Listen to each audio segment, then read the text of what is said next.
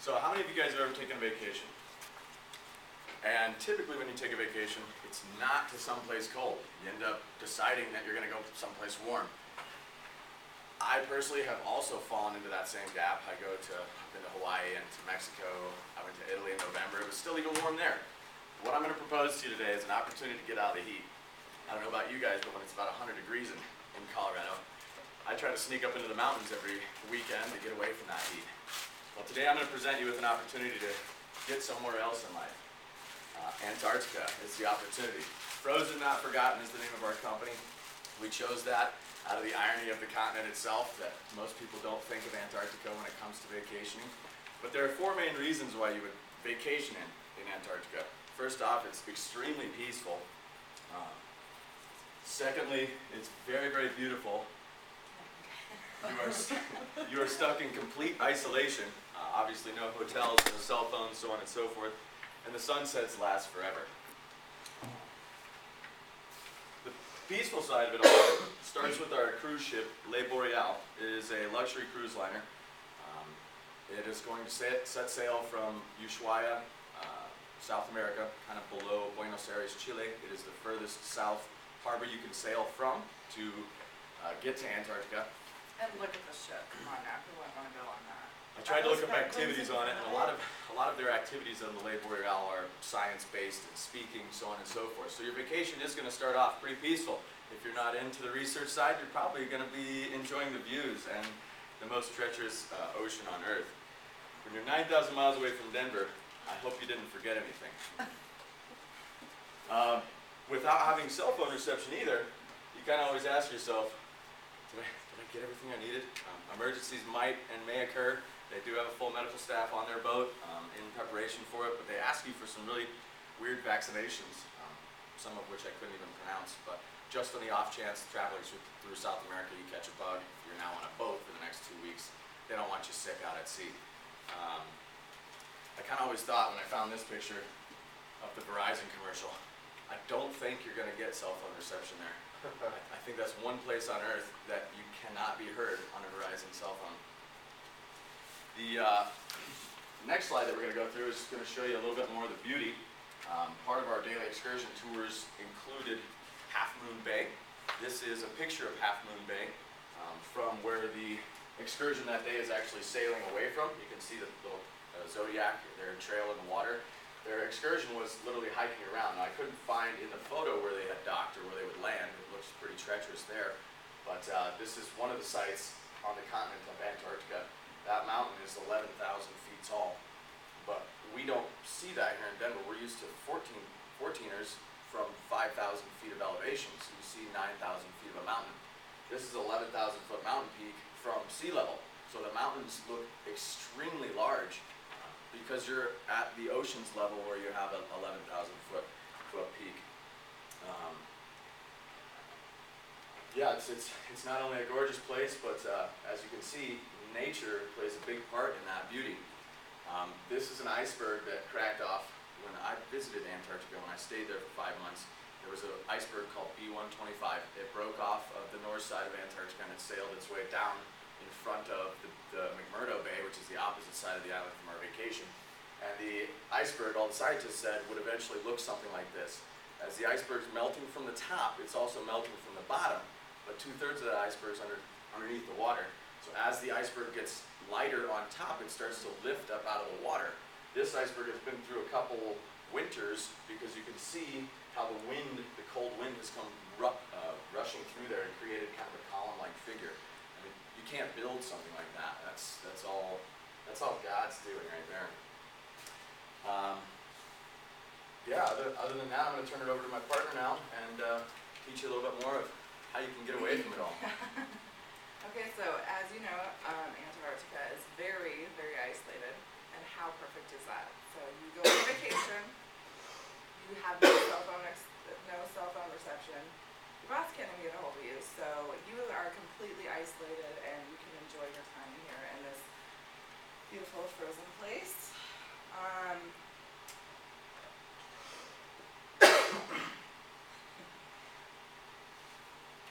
And then it's the farthest place that you can go to travel.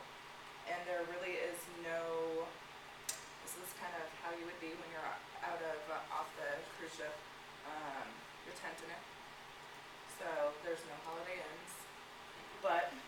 you're taking the trip, you know, it's definitely something that you'd want to do. It's beautiful there, yeah, cold, but that's why you pack to make sure that you have all your stuff that you need. Next is the sunsets. Sunsets are absolutely amazing over there. During the month of October through February, the sun never fully sets, and it's one of the most beautiful scenes that you'll ever see. So this is a picture of That is actually the Lake Boreal right there, headed back to South America. But again, when I was there, the sun never set.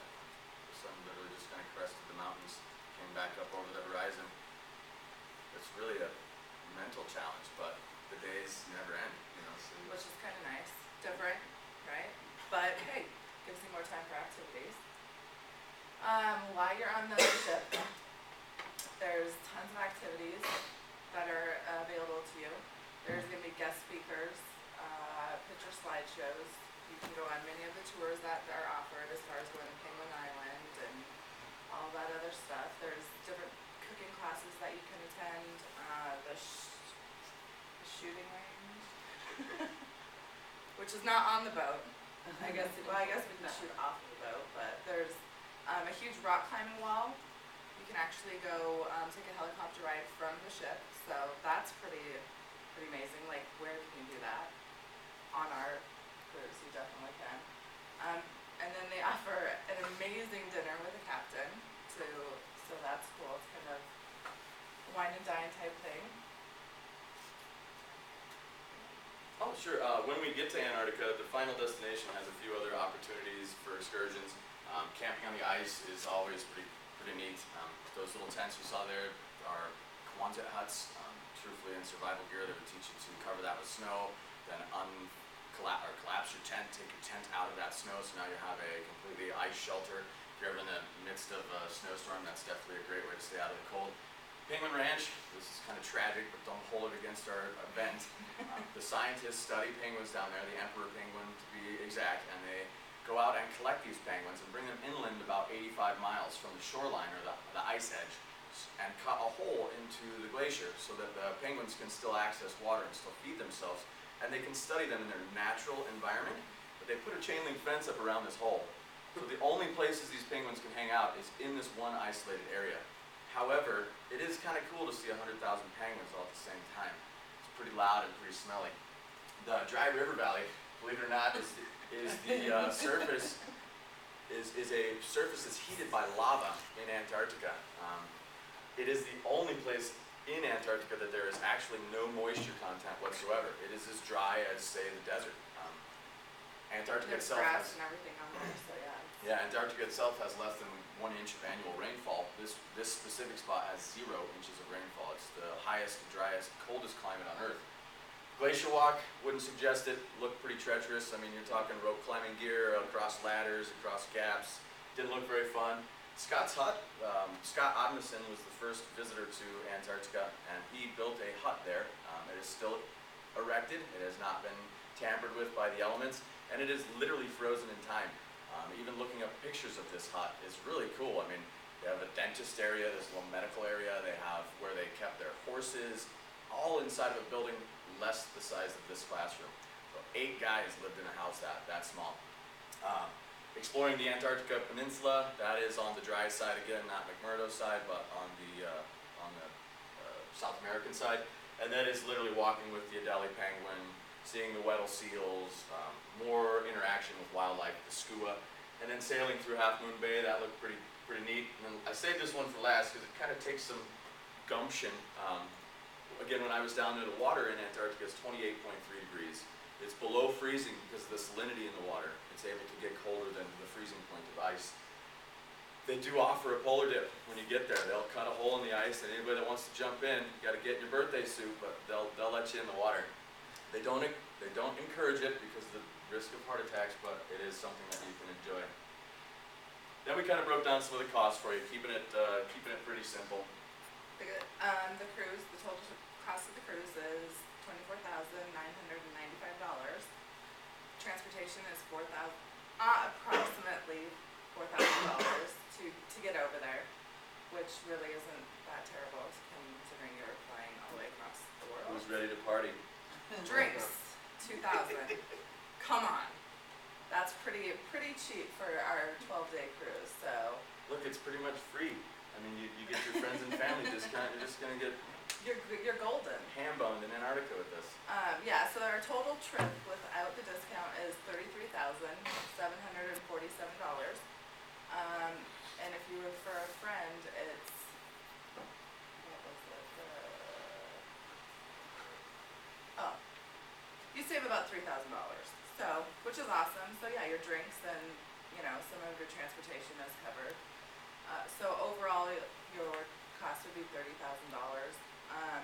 Breaking down per day for your trip would be about $2,000.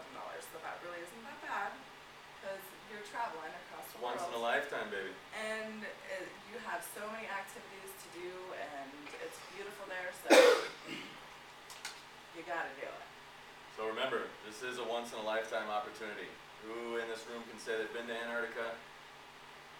There are very few. I met a lady yesterday that actually had been to Antarctica. It kind of shocked me. But in any light, take this as a personal invitation to join myself and Nicole, the crew of the Le Boreal, in a trip that's once in a lifetime, Antarctica. You'll never forget it.